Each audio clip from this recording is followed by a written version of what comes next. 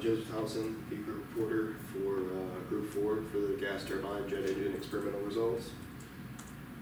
Alright, so here we have our experimental apparatus.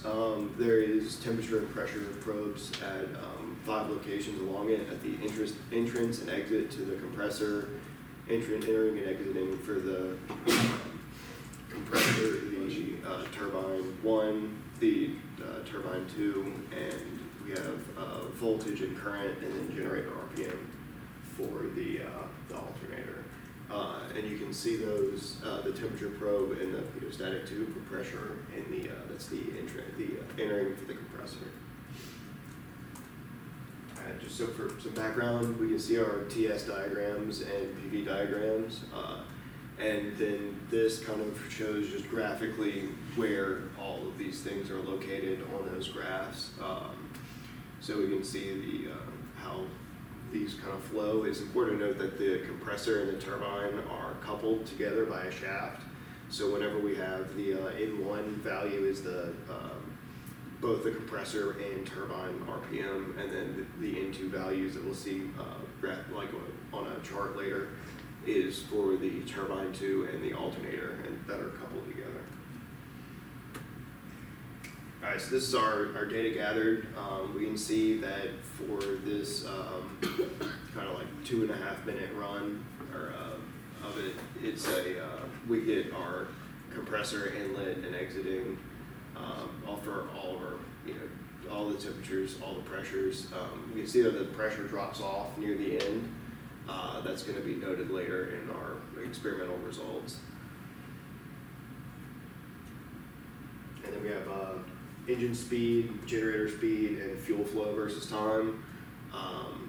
So we can see that the generator speed kind of continuously increased, and then the engine speed. It's interesting that the engine speed at the end is kind of is low compared to what it was, while the generator speed increased, and also our fuel flow is pretty consistent.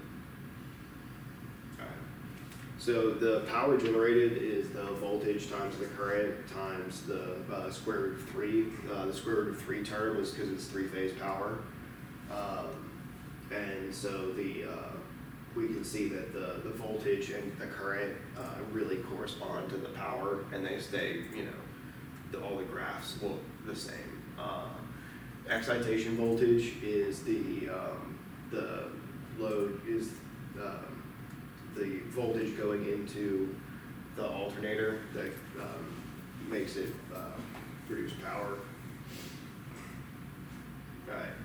So we're using kerosene for our fuel. It has an energy content of about 35 megajoules per liter. It has a density of about 815 kilograms per meter cubed. The ambient conditions that day were 101.9 kilopascals, and the ambient temperature was about 19 degrees Celsius. And then the data selected for analysis, I just chose the minimum excitation voltage data point, so we can see all of our temperatures, pressures, fuel flow, voltage, current, and engine speed, generator speeds, power, and excitation voltage. So for our calculations, we have specific work done by the compressor, specific energy added by the fuel, specific work of the turbine, specific work done by the power turbine cycle, thermodynamic efficiency, free turbine expansion, and yeah. So our efficiency was at this point was 26.37%, which is pretty, I guess, kind of low for this, but that was just at this kind of somewhat random data point.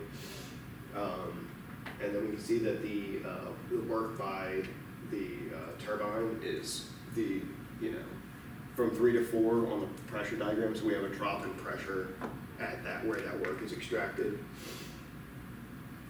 And also we have our enthalpies. Those were chosen from the thermodynamic tables for like the air tables for those points. All right. And then the air density was found by the ideal gas law. And we're using the compressor inlet pressure for the from the pedostatic tube that you can see over there. For the volumetric flow and for the volumetric flow, I just chose an 8 centimeter diameter for that. I don't have the data for that. I just kind of chose something approximate, and we were getting about a quarter of a meter cubed per second of volumetric flow.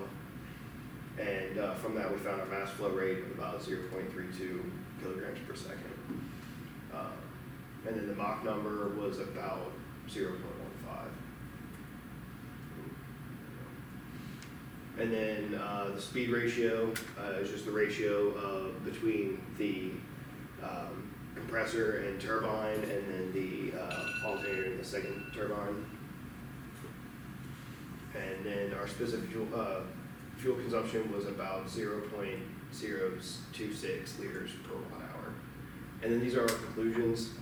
This is just a graph showing the maximum overall values at their time for each data point, and then the minimum value overall for each time, the average value of each data point collected, and then the data values at the peak power at 164 seconds.